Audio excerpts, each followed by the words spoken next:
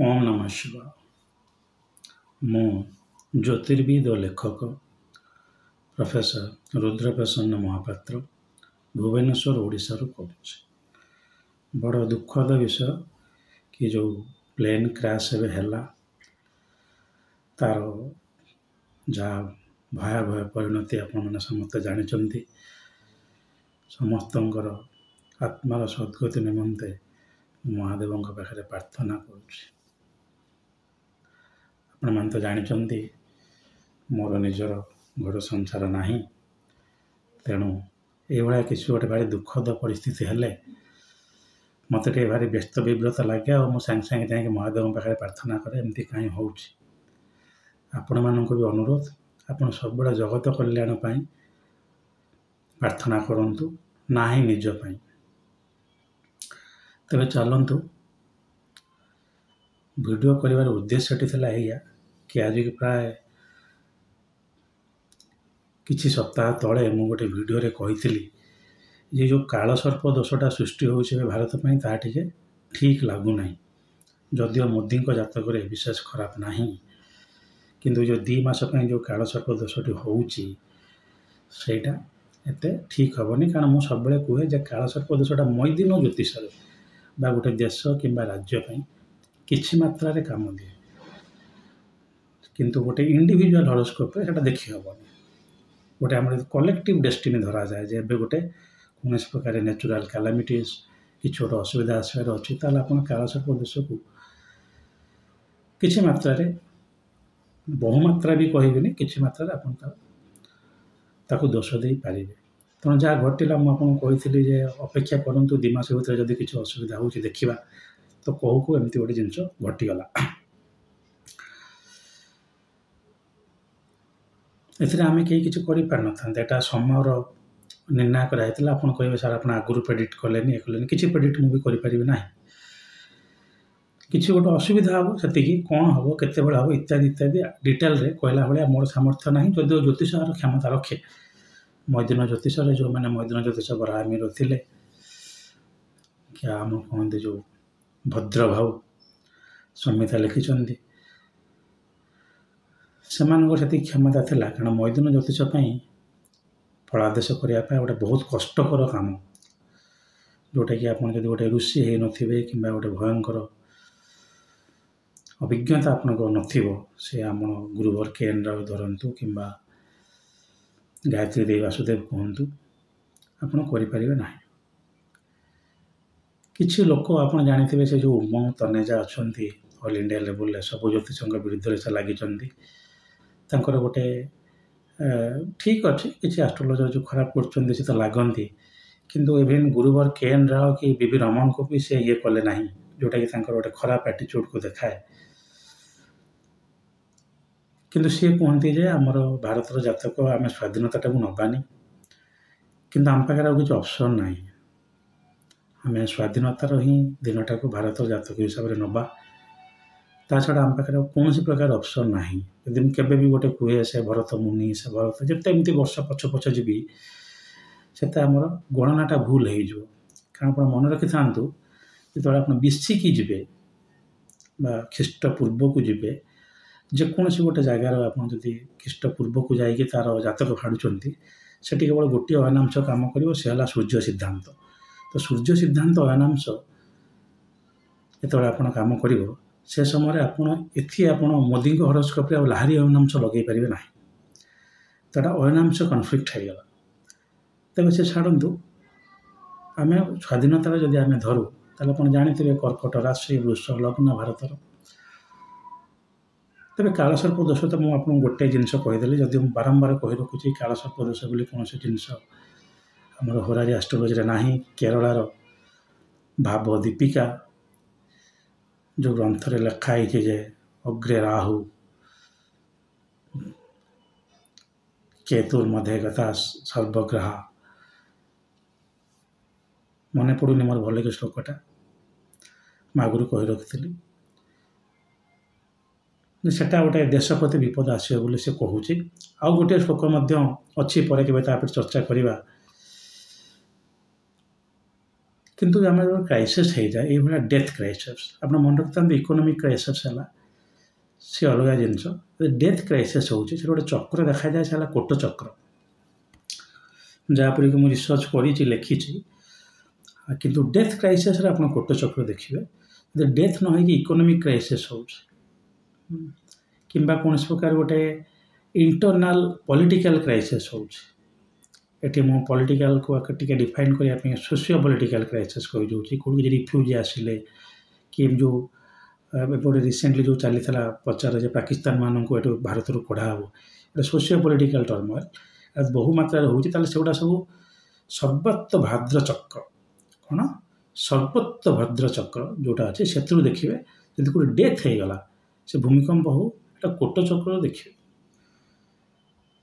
ଆଉ ସବୁବେଳେ ମନେ ରଖିଥାନ୍ତୁ ଯେଉଁଦିନ କିଛି ଗୋଟେ ଅଘଟନ ଘଟୁଛି ସେଦିନ ଆପଣ ଦେଖିବେ ଯେ ନକ୍ଷତ୍ରଟା କେଉଁଠି ଅଛି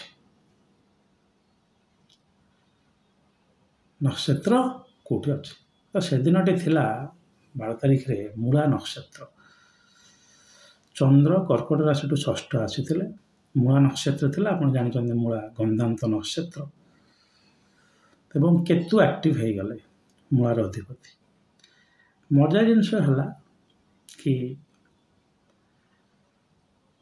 ଏବେ ଯେଉଁ ଦଶାଟି ଚାଲିଥିଲା ସୂକ୍ଷ୍ମ ଦଶା ପ୍ରାଣଦଶା ପର୍ଯ୍ୟନ୍ତ ଯଦି ଆମେ ଯିବା ସେଇ ଯେଉଁ 2 ଦିନ ପାଇଁ ଜଷ୍ଟ ତା ପୂର୍ବରୁ ସେ 2 ଦିନ ପାଇଁ ଯେଉଁ ଥିଲା ସେ ଥିଲା ବୃହସ୍ପତିଙ୍କର ଦଶା ବୃହସ୍ପତି ଆପଣ ଦେଖିବେ ଏକ ତ ବୃଷ ଲଗ୍ନ ପାଇଁ ଯୋଗକାରକ ନୁହେଁ ଦ୍ୱିତୀୟତଃ ଷଷ୍ଠରେ ଅବସ୍ଥାନ କରିଛନ୍ତି ଭାରତ କୁଣ୍ଡଳୀରେ ଷଷ୍ଠରେ ଆକ୍ସିଡେଣ୍ଟ ତ ହଁ ମୁଁ ତ ବାରମ୍ବାର ଆପଣ ଜାଣିଛନ୍ତି ଟିକେ ପାଗଳ ଲୋକ ଏପଟ ସେପଟ ଡାଇଭର୍ଟ ହେଇଯାଉଛି ତ ପ୍ରଥମ ଜିନିଷ ହେଲା ଆମେ ଦେଖିଲେ ଯେ ସେହି ଦିନର ନକ୍ଷତ୍ର ଥିଲା ମୂଳା ଆମେ ଯଦି ଦେଖିବା ଛାଡ଼ନ୍ତୁ ଯୋଗ ତ ଶୁଭ ଯୋଗ ଅଛି କରଣ କୌଳବ ଯଦିଓ ଏତେ ଇଏ ନୁହେଁ ତିଥି ପ୍ରତିପଦ ନିଶ୍ଚିତ ରୂପେ ଖରାପ ଏବଂ ମୂଳା ନକ୍ଷତ୍ରଟା ବହୁତ ଖରାପ ଷଷ୍ଠତ୍ଵ ଚନ୍ଦ୍ର କର୍କଟ ରାଶିରୁ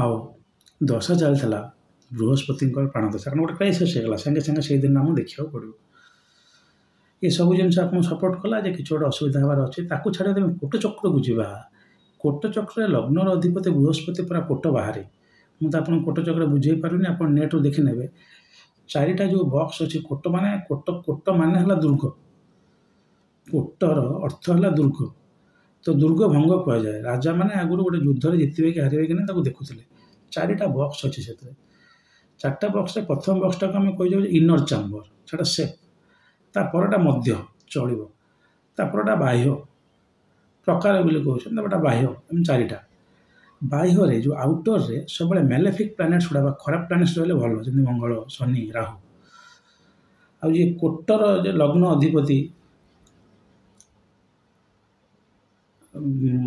ଶୁକ୍ର ସେ ସବୁବେଳେ ଭିତରେ ରହିବା କଥା ଯଦି ଚନ୍ଦ୍ରଙ୍କର ଅଧିପତି ଏଠି ଆମେ ଚନ୍ଦ୍ର ବୋଲି ଦେଖୁଛୁ ସେ ବି ସବୁବେଳେ ଭିତରେ ରହିବା କଥା ମାନେ କୋଟ ସ୍ତମ୍ଭ ଯେଉଁ ଭାଗଟା କୁହାଯାଏ କିନ୍ତୁ ଆପଣ ଯଦି ଦେଖିବେ କୋଟ ଚକ୍ରଟା ଗତକାଲିର ସମ୍ପୂର୍ଣ୍ଣ ରୂପେ ମ୍ୟାଲେଫିକ୍ ଗୁଡ଼ା ଭିତରେ ଥିଲେ ଶନି ମଙ୍ଗଳ ସେ ରହିବେ ବି ଆଗକୁ ବି ରହିବେ ଯେପର୍ଯ୍ୟନ୍ତ ସେ ତାଙ୍କର ସ୍ଥାନ ପରିବର୍ତ୍ତନ କ'ଣ ସାଙ୍ଗେ ସାଙ୍ଗେ ଗୋଟେ ମାସରେ ପଳେଇବେ କି କୋଟ ଚକ୍ର ଗୋଟେ ଡିମେରିଟ୍ ହେଲା କ'ଣ ରହିବ କିଛି ଦିନ ଯାକେ ଯଦିଓ ଚନ୍ଦ୍ରଟା ତା ସ୍ଥାନ ବଦଳଉଥିବ ଆଉ ଆମର ଏଠି ଯେତେବେଳେ ରାଶି ସ୍ୱାମୀ ହେଇଯାଉଛନ୍ତି ଚନ୍ଦ୍ର ଆମ ଚନ୍ଦ୍ରକୁ ଦେଖିବାକୁ ପଡ଼ିବ ଚନ୍ଦ୍ର ଯଦି ବିଶେଷ ଖରାପ ନଥିଲେ ମୋର ଯାହା ମନେ ପଡ଼ୁନି ଠିକ୍ରେ କିନ୍ତୁ କୋଟ ମଧ୍ୟ କି ବାହ୍ୟ ପାଖାପାଖି ଥିଲେ ପ୍ରକାରରେ ଥିଲେ ବୋଧେ କିନ୍ତୁ ସବୁତକ ରାହୁ ମଙ୍ଗଳ ଶନି ଏସବୁ କୋଟ ଭିତରକୁ ପଳେଇ ଆସିଥିଲେ ଅର୍ଥାତ୍ କୋଟ ଚକ୍ରଟା ଏଇଟା ଭଙ୍ଗ ହେଇଗଲା ଏଇଟା କୁହାଯାଏ ଦୁର୍ଗ ଭଙ୍ଗ ଇଆଡ଼େ କାଳସର୍ପ ସେପଟେ ଆପଣ କୋଟ ଚକ୍ର ଲଗାଇଲେ ଆପଣ ଯେଉଁ ଚକ୍ର ବି ଲଗାଇଦେବେ ଏବେ ସର୍ବତ ଭଦ୍ର ଚକ୍ର ସିଏ ବି ଆପଣ ଦେଖିବ କିଛି ଖରାପ କାମ କରିବ କିନ୍ତୁ କିଛି ଗୋଟେ ଖରାପ ହେବାର ସଙ୍କେତ ଦେବ କିନ୍ତୁ ଆମକୁ ସବୁ ଦେଖିବାର ଅଛି ସେଇ ଦିନର ନକ୍ଷତ୍ର କ'ଣ ଚନ୍ଦ୍ର କ'ଣ ନକ୍ଷତ୍ରଟା ଆମ ପାଇଁ ଯୋଗକାରକ କି ନାହିଁ ଗନ୍ଧାନ୍ତ ନକ୍ଷତ୍ରରେ ଅଛି ଚନ୍ଦ୍ର କେଉଁଠି ଗଲା ପ୍ରାଣଦଶା କେଉଁ ଜାଗାରେ ଅଛି ସୂକ୍ଷ୍ମ ଦଶା କେଉଁ ଜାଗାରେ ଅଛି ପ୍ରାଣଦଶା ବୃହସ୍ପତି ସେଇ ଦିନରେ ଚାଲିଥିଲା କି ଷଷ୍ଠସ୍ଥ ମନେ ରଖିଥାନ୍ତୁ ଭାରତର କ୍ଷମା କରିବେ ଜାତକରେ ବୃହସ୍ପତି ହେଲା ସବୁଠୁ ଦୁର୍ବଳ ଗ୍ରହ ଯେଉଁଥିପାଇଁ କି ଭାରତର ଇକୋନୋମିକ୍ ଷ୍ଟାବିଲିଟିଟା ଟିକେ କ୍ୱେଶ୍ଚିନେବଲ୍ ରହିବ କାରଣ ଆପଣଙ୍କର ଫାଇନାନ୍ସିଆଲ ଲିକ୍ୱିଡ଼ିଟି ତାକୁ ଦର୍ଶାଏ ବୃହସ୍ପତି ଆଉ ଷଷ୍ଠରେ ରହିଗଲା। ହଁ, ତେବେ ଆପଣ ଏମିତି ଭାବିବେନି ଯେ ଆମେ ସ୍ୱାଧୀନତାଟାକୁ ନେଉଛୁ କାହିଁକି ହରସ୍କୋପ, ତା ଛଡ଼ା ଆମର କିଛି ଅପସନ୍ ନାହିଁ ଯେଉଁଟା ଆମେ କହୁ ଯେ ନାହିଁ ଆମଠାରୁ କ'ଣ ଆମକୁ ଭଲ ନେବାକୁ ପଡ଼ିବ। ବୋଧେ ଆପଣ ଦେଖିଲେ ସବୁତକ ଜିନିଷ ଆଲାଇନ୍ କରି କରି ଗଲା ବୃହସ୍ପତିଙ୍କର। ଏଇ ଜାଗାରେ ଯଦି ବୃହସ୍ପତିକୁ ବଳି ହେଇଥାନ୍ତେ, ଗୋଟେ ଶୁଭ ଗ୍ରହ ଗୋଟେ ଖରାପ ସ୍ଥାନରେ ବସିଲେ ତାର ଶୁଭତ୍ୱ ନଷ୍ଟ ହୁଏ ଏବଂ ସେ ବିଶେଷ ଫଳପ୍ରଦ ଦିଏନି, କିନ୍ତୁ ବଳି ହେଇଥିବା ଦରକାର।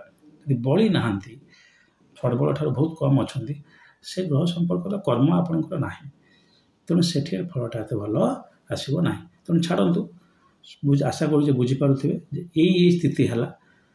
ସେ କାଳସର୍ପ, କୋଟଚକ୍ର, ଏପଟେ ନକ୍ଷତ୍ର, ଏପଟେ ଆପଣଙ୍କର ତିଥି ପ୍ରତିପଦ, ଏପଟେ ଆପଣଙ୍କର ଚନ୍ଦ୍ର ଷଷ୍ଠରୁ ବୃହସ୍ପତି ଦଶାକୁ ହେଇକି କୋଟଚକ୍ରରେ ଶୁକ୍ର ବସିଛି ବାହାରେ, ଲଗ୍ନ ଅଧିପତି ପୁରା କୋଟ ବାହାରେ, ପୁରା ବାହ୍ୟରେ ବସିଛି। ମୁଁ ଦେଖିଲି ଆଜି ଦେଖୁଥିଲି କୋଟଚକ୍ର କରିକି ପୁରା ବାହାରେ।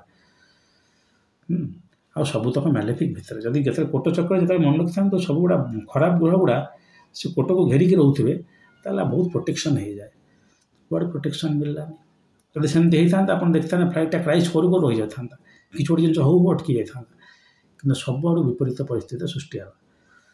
ଆଶା କରେ ଆପଣ ବୁଝିପାରୁଥିବେ ମୁଁ କ'ଣ କହିବାକୁ ଯାଉଛି। ପୁନଶ୍ଚ କହି ରଖୁଛି, କାଳସର୍ପ ଦୋଷ କିମ୍ବା ତାପରେ ଗୋଟେ ବହି ମୁଁ ଅଲରେଡ଼ି ଲେଖି ସାରିଲିଣି, ପବ୍ଲିସର ରାଜି ହେଲେ ଛାପିବା, ପଞ୍ଚଦୋଷ ବୋଲି କହିକି ଯେ କାଳସର୍ପ ଦୋଷଟା କେମିତି ଗୋଟେ ଠକା ହେଉଛି ନାହିଁ। କିନ୍ତୁ ମନେ ରଖିଥାନ୍ତୁ, ଯେତେବେଳେ ଗୋଟେ ବଡ଼ ବଡ଼ କ୍ରାଇସିସ୍ ହେଇଛି, ସେ ସବୁବେଳେ ଦେଖିବେ ରାହୁ ଆଉ କେତୁ ମଧ୍ୟରେ ଗ୍ରହ ପଳେଇ ଆସିଛି। ଆପଣ ଯେତେବେଳେ ୱାର୍ଲଡ କ୍ରାଇସିସ୍ ନେଇକି ଦେଖନ୍ତୁ, ଅଛି ଯଦି ଓଲଟା ହେଇଗଲା, ଏବେ ତ ମଙ୍ଗଳ କେତୁ ଏବଂ ରାହୁ ଓ ଶନି ଛାଡ଼ନ୍ତୁ ଆଗରୁ ଥିଲେ, ଏବେ ନାହାନ୍ତି। ଯଦି ରାହୁ ମଙ୍ଗଳ ଆଉ ଶନି କେତୁ ହେଇଯାଆନ୍ତି ଏଇ କମ୍ବିନେସନ୍, ସେ ଆହୁରି ଟିକେ ଡେଞ୍ଜରିୟସ୍ ହେବ। ଯେତେବେଳେ ଶନି ଆଉ ମଙ୍ଗଳ ପରସ୍ପରକୁ ଦୃଷ୍ଟି ଦେଉଥିବେ। ଏଠି ତ ହଁ, ମଙ୍ଗଳ ତ ଶନିକି ବି ଦୃଷ୍ଟି ଦେଉଛନ୍ତି ଏବେ, ଯଦି ଶନି ମଙ୍ଗଳଙ୍କୁ ଦୃଷ୍ଟି ଦେଉନାହାନ୍ତି। ତ ଏଇଭଳିଆ ପରିସ୍ଥିତିରେ ଗୋଟେ ବଡ଼ ଅଘଟନ ଘଟିଗଲା, ଯେଉଁଥିପାଇଁ କି ମୁଁ ସେମାନଙ୍କର ଆତ୍ମାର ସଦ୍ଗତି ପାଇଁ ମହାଦେବଙ୍କ ପାଖରେ ପ୍ରାର୍ଥନା କରୁଛି। ମନେ ରଖିଥାନ୍ତୁ, ମୂର୍ତ୍ତି ଗୋଟିଏ ଖୁବ୍ ସତ୍ୟ, ବଡ଼ ସତ୍ୟ। ତାକୁ ଜାଣିକି ବି ଆପଣମାନେ ଜୀବନ ବଞ୍ଚୁନାହାନ୍ତି। ତାକୁ ଜାଣିକି ବି ଆପଣ ମୋ ଭଳିଆ ମୂର୍ଖ ଜ୍ୟୋତିଷଙ୍କ ପାଖକୁ ଦୌଡ଼ୁଛନ୍ତି, ପ୍ରଭୁ ଆମ ଭାଗ୍ୟ ବଦଳେଇ ଦିଅନ୍ତୁ। ଜୀବନରେ ବହୁତ କଷ୍ଟ ଅଛି। ଭିକାରୀମାନେ ଅଛନ୍ତି, ଯେଉଁମାନେ ଭିକ ମାଗୁଛନ୍ତି। ମୁଁ ବି ଗୋଟେ ଯୋଗୀ ହିସାବରେ ଭିକ୍ଷାବୃତ୍ତି କରିଛି। ମୁଁ ଜାଣିଛି ଭିକ୍ଷାବୃତ୍ତି କରିବାଟା କେତେ କଷ୍ଟ। ଆପଣ 20 ଟଙ୍କା ଦିନକୁ ରୋଜଗାର ହେବନି, କିନ୍ତୁ ଆପଣ ଖରାତରେ ଠିଆ ହେଇକି ଆମ ଅବସ୍ଥା ଖରାପ ହେଇଯିବ। ତ ତା ସମ୍ପର୍କରେ ଆମେ ସବୁ ବହୁତ ଭଲ ଅଛନ୍ତି। ଜୀବନରେ ବଞ୍ଚନ୍ତୁ। ମହାଦେବ ଆପଣଙ୍କୁ ଯେଉଁ ଭାଗ୍ୟ ଦେଇଛନ୍ତି, ସେ ଆପଣଙ୍କର ନିଜର କର୍ମଫଳ ମାତ୍ର। କିନ୍ତୁ ମୃତ୍ୟୁ ଗୋଟେ ସବୁବେଳେ ନୂଆ ଆରମ୍ଭ। ମୃତ୍ୟୁ ବୋଲି କିଛି ନାହିଁ। ଆଉ ମୃତ୍ୟୁ ଖାଲି ଆପଣଙ୍କ ଗୋଟେ ଦେହଟାକୁ ଛାଡ଼ିବାକୁ ଧରାଯାଏ। ଆମ ସନାତନରେ ତ ଆମେ ମୃତ୍ୟୁକୁ କେବେ ବି ମାନିନୁ। ଯଦି ଆମେ ମେଟାଫିଜିକ୍ସକୁ ଯିବା, ତାହେଲେ ୱେଷ୍ଟର୍ଣ୍ଣ ୱାର୍ଲଡରେ ବି ଜନ୍ ଡନ୍ ବୋଲି ଜଣେ ମେଟାଫିଜିକାଲ ପୋଏଟ୍ ଅଛନ୍ତି, ଯିଏକି ମୂର୍ତ୍ତିକୁ ପୁରା ତାଚ୍ଛଲ୍ୟ କରି କହିଛନ୍ତି ଯେ ମୃତ୍ୟୁ କିଛି ଆକ୍ଚୁଆଲି କିଛି ନୁହେଁ। ଏଟା ଆମ ଦେହକୁ ଛାଡ଼ିକି ଆମେ ଆଉ ଗୋଟେ ଶରୀରକୁ ଧାରଣ କରିବା। ଆତ୍ମାର କେବେ ମୃତ୍ୟୁ ହୁଏ ନାହିଁ, ଯାହା କୁହାଯାଏ ଆମର ନୈନ ଛିନ୍ଦନ୍ତି ଶାସ୍ତ୍ରାଣୀ ନୈନ ଦାହତି ପାବକ। ତେଣୁ ଆପଣମାନେ ସବୁବେଳେ ମୃତ୍ୟୁକୁ ଆୟର ହେଇକି ରୁହନ୍ତୁ। ଯେମିତି ମୁଁ ସବୁବେଳେ ଆୟର ହେଇକି ଥାଏ। ମୁଁ ସବୁବେଳେ ଯେତେ ଶୀଘ୍ର ପାଏ ବହି ଭିଡ଼ିଓ ଦିନକୁ 2-3ଟା କାଢ଼ି ପକାଏ। କାଲି ସକାଳେ ମୁଁ ଥିବି କି ନାହିଁ ମୁଁ ଜାଣିନି। ମୁଁ ପ୍ରସ୍ତୁତ ହେଇକି ଥାଏ। ଆପଣ ଯଦି ପଚାରିବେ, ସାର୍ ଆପଣ ଏବେ ମୂର୍ତ୍ତି ପାଇଁ ପ୍ରସ୍ତୁତ? ଆଜ୍ଞା, କିଛି ମୋର ଆଶା ସେ କିଛି ନାହିଁ। ତେଣୁ ଆପଣମାନଙ୍କୁ ବି ଅନୁରୋଧ, ସବୁବେଳେ ଆମକୁ ଭଗବାନ ଏଇ ନେଚର ଦର୍ଶାଇ ଦିଅନ୍ତି ଯେ ଚିରନ୍ତନ ସତ୍ୟ ହେଲା ମୃତ୍ୟୁ। ଜୀବନ ବଞ୍ଚନ୍ତୁ। ଯେତେ ଦିନ ବଞ୍ଚନ୍ତି ଅନ୍ୟର କଲ୍ୟାଣ କରନ୍ତୁ, ନିଜ ବିଷୟରେ କ'ଣ ଏତେ ଭାବୁଛନ୍ତି। ତେବେ ଛାଡ଼ନ୍ତୁ, ବହୁତ ଦାର୍ଶନିକ କଥା ହେଇଗଲା। କିନ୍ତୁ ପୁଣି ମୁଁ ସେମାନଙ୍କର ଆତ୍ମାର ସଦ୍ଗତି ପ୍ରାର୍ଥନା କରୁଛି। ଉଦ୍ଦେଶ୍ୟ ନଥିଲା ଯେ ମୋର କିଛି ଏମିତି ଆ ଉପରେ କିଛି କମେଣ୍ଟ କରିବାର, କିନ୍ତୁ ଯେହେତୁ ମୁଁ ଆଗରୁ କହି ରଖିଛି ଗୋଟେ ଭିଡ଼ିଓରେ ଯେ ଆମେ ଦେଖିବା 2 ମାସ ଭିତରେ କ'ଣ କ'ଣ ଘଟୁଛି, ତ କହୁ କହୁ ଏମିତି ଗୋଟେ ଅଘଟନ ହେଇଗଲା। ତ ଯେଉଁଥିରୁ ମୁଁ ବି କହୁଛି ଯେ କାଳସର୍ପର କିଛି ତ ପ୍ରଭାବ ରହିଛି। ଆପଣ କାଳସର୍ପ କୁହନ୍ତୁ କିମ୍ବା ରାହୁକେତୁ ଦୋଷ କୁହନ୍ତୁ କିମ୍ବା ଗ୍ରହ ଯୁକ୍ତି, ଯାହା ଗୋଟେ ଆପଣ ମନକୁ ବି ଆସୁଛି କୁହନ୍ତୁ। କିନ୍ତୁ ଯେତେବେଳେ ଗ୍ରହ ଗୁଡ଼ା ଗୋଟେ ଜାଗାରେ ସ୍କୁଇଜ୍ ହେଇଯାଉଛନ୍ତି, ଗୋଟେ ସାଇଡ଼ିଆ ହେଇଯାଉଛନ୍ତି, ଭଚକ୍ରରେ ଖେଳେଇକି ରହୁନାହାନ୍ତି, ସେ ସମୟରେ କିଛି ନା କିଛି ଗୋଟେ ଅଘଟନ ବିଶ୍ୱ ପ୍ରତି କିଛି ମାତ୍ରାରେ ଦେଖାଉଛି। ଏଟା ଭାରତ ବି ଆମେ ଦେଖେଇଲେ, ଅନ୍ୟାନ୍ୟ କଣ୍ଟ୍ରିରେ କ'ଣ ହେଉଥିବ ମୁଁ ଜାଣିନି, କିନ୍ତୁ ଏଇସବୁ ସ୍ଥିତି ଯେଉଁ ଆସିଥିଲା ନକ୍ଷତ୍ର ଗ୍ରହ ତିଥି ସୂର୍ଯ୍ୟ ବୃହସ୍ପତିର ପ୍ରାଣଦଶା କୋଟଚକ୍ରରେ ଏତେ ବଡ଼ କ୍ରାଇସିସ୍ ସବୁ ଅସୁବିଧାରୁ ଏପରି ଘଟଣା ଘଟିଛି। ଛାଡ଼ନ୍ତୁ, ମହାଦେବଙ୍କ ଆଖରେ ପ୍ରାର୍ଥନା କରିବା ସମସ୍ତେ କେମିତି ଭଲରେ ରୁହନ୍ତୁ। କହିବିନି ତ ସମସ୍ତଙ୍କ ମନସ୍କାମନା ପୂରଣ ହେଉ, କିନ୍ତୁ ଏକଥା କହିବି ଯେ ସମସ୍ତେ ଖୁସିରେ ରୁହନ୍ତୁ, ସମସ୍ତଙ୍କର ମଙ୍ଗଳ ହେଉ। ଆଜି ପାଇଁ ରହିଲି। ଓମ୍ ନମଃ ଶିବାୟ।